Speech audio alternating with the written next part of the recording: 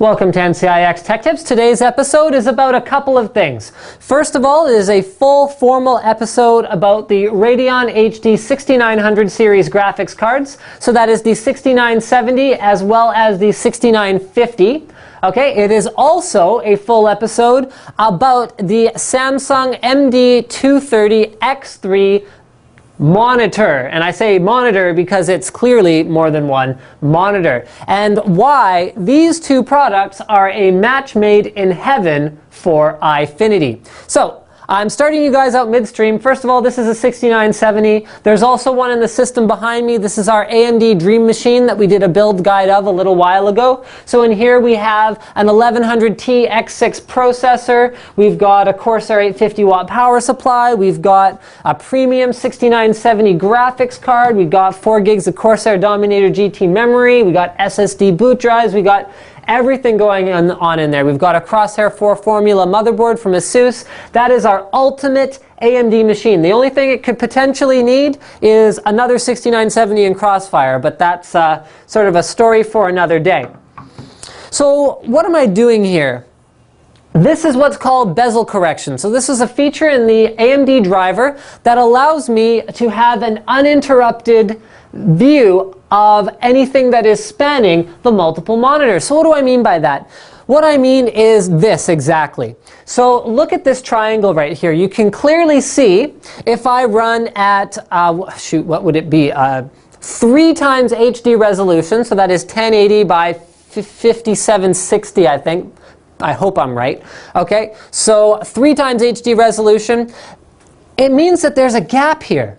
So that's why this line does not quite meet up with this line. So bezel correction allows me to stretch out the resolution of my monitor here, my single Eyefinity enabled display, to compensate for that gap.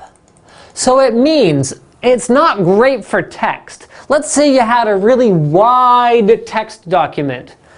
You wouldn't want to use bezel correction because it would mean that some of the words would actually be covered because the ATI or AMD driver is creating extra pixels in between your monitors. But now you see for gaming, where you have an image that is in between, now I have a straight line, so my triangle looks correct. So if there's some guy and I'm creeping up behind him, I'm going to slit his throat with my knife or whatever, his shoulder is going to be a clean line here and a clean line here instead of having that interruption. So this is how you configure it.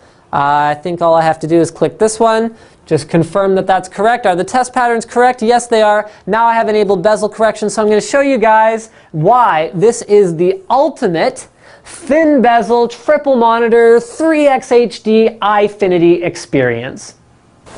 Now obviously guys, a setup like this lends itself pretty well to racing games because with this setup, it's all about the huge graphics horsepower that we've got as well as the improved bezel width. So you can see with the MD 230X3, each set of 2 bezels next to each other is even still thinner than a single bezel on most 24 or 23 inch class monitors. So, wow, I'm just driving terribly here. But so really this experience is all about delivering smooth frame rates at 3x HD resolution and getting that immersiveness that you get without the distracting, huge, thick bezel in between each screen. So we've got a driving game now. This is Grid. It's one of my personal favorites, although I'm not very good at it, as you can plainly see from my attempts to drive here. And we'll show you a couple other genres. One of the ones that I really think benefits the most from the thinner bezels is actually FPS gaming, because that's one where the gap that you can't see when you're using bezel correction on wider bezel monitors is going to be a big problem because it could actually hide an enemy, not just like a pylon on the side of the road. Okay, so here we are in Battlefield Bad Company 2, which is one of my favorite benchmark titles these days, and I just want to show you guys another example of what bezel correction does in a game. Okay, so over here you can see we've got the shadow of the power line. Okay, so I'll look up at the power line that's up there. There you go, there's the power line. In fact, we've got the power line itself. So you can see that it doesn't look unnatural and disjointed the way that it would if we don't use bezel correction. And with a normal bezel, you're probably covering about that much of it. So you'd have this huge gap. So I'm going to show you what that would mean in terms of, let's say, an enemy. Like, in theory, an enemy wouldn't be much closer than that unless you're trying to knife him, right? So let's say he shows up here. You have a wider bezel. That enemy is only going to be a sliver of shoulder on this side and a sliver of shoulder on the other side. With this nice thin bezel, he's got to be pretty far away in order to actually be hidden by it. Even then, you should probably still be looking around pretty frequently. But yeah, let's do some more gameplay. So this is the 6970, just, you know, rocking 3x HD resolution. I don't remember what detail settings I'm playing on, but I believe they are quite high. I'll show you guys before I wrap this up, and just so that you can be appropriately impressed by the 6970 and all its gaming power and glory and all that good stuff. Let's get some explosions happening here. Let's take out the guy with the rocket. Oh, shoot. No, it's all good. It's all good. I got him. It's all good. Okay, let's take out this guy. Whoops, some guy's shooting at me with a shotgun from 300 million miles away. That won't be very successful. I'm playing on easy, I apologize, because it's pretty hard to play on like hard mode when I'm also trying to you know, host a video over here at the same time.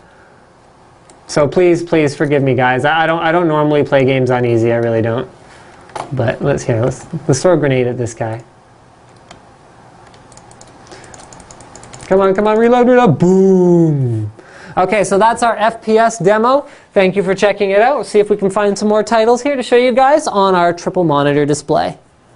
Oh, wait. So guys, here are the settings I was running at. So we're running at 5908 by 1080, so that's a weird resolution because of our bezel correction. And then everything is up on high, 4x anti-aliasing and 8x anisotropic filtering. So that's a very high level of detail for a single card on 3 monitors. Well, it appears that we are approaching the Ember Forge. This is my actual Torchlight game, so I'm hoping not to destroy things too badly as I try and demo for you guys what a top-down view RPG would look like on this style of display. And I also want to keep the emphasis on the narrow bezel design of this particular set of monitors, so show you guys sort of how that affects what we're doing here. There's a remnant from Ulrich's journal. The story of this game is fairly trivial, so I'm not going to worry too much about reading it. But here, I'm going to go over here and just show you guys. There's not a whole lot that actually gets hidden. Oh, and I'm going to die. This is awesome. Wow. Outstanding.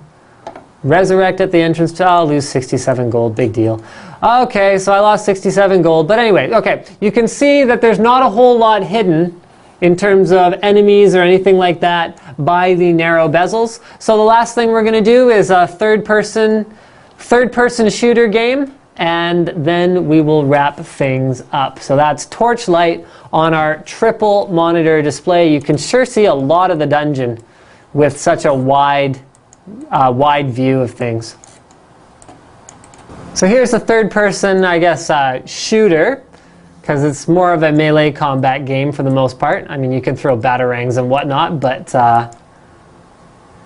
yeah, the experience is definitely pretty cool for this. I mean, I can see, like, you know, almost behind me, I have such a wide field of vision. Like, check this out. So yeah, like, look, I can see this guy coming up behind me from like forever away. Hold on, I'm gonna just try and get out of the corner here. It's very difficult to do this while I'm trying to talk about things and sound coherent and all that good stuff. And I think I have the difficulty set up a little bit high for what I'm trying to do right now. But anyway, there you go. There's Batman Arkham Asylum. That's what it looks like, depending on what kind of a view I'm going for, whether I'm playing more top-down, tactical, or whether I'm playing sort of more behind him, whatever I prefer. Bezel correction, same thing as usual, is awesome. It's really nice to have the thin bezels so I don't have too much of my enemies hidden.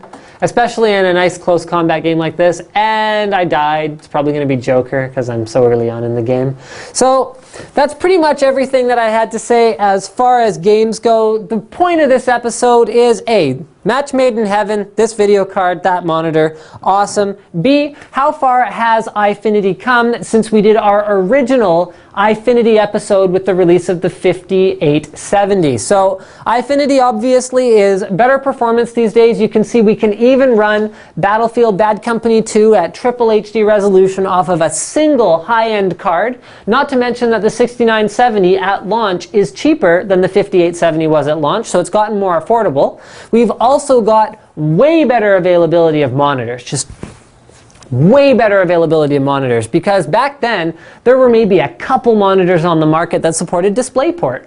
And DisplayPort is a critical part of Eyefinity because you have to have at least one DisplayPort capable panel in order to run Eyefinity, or an active DisplayPort adapter, which back then would cost you about $100, so it was a big problem. So now we have lots of different monitors from tons of different vendors with DisplayPort. We've even got LED backlit monitors with DisplayPort. We've got great technologies like these thin bezel designs from the likes of Samsung. So really, Eyefinity has come a very long way in the short year that it's been available. In fact, we can even support additional monitors now with Eyefinity. The 6000 series cards, the 6870 and the 6970 have support for up to 4 monitors in Eyefinity mode.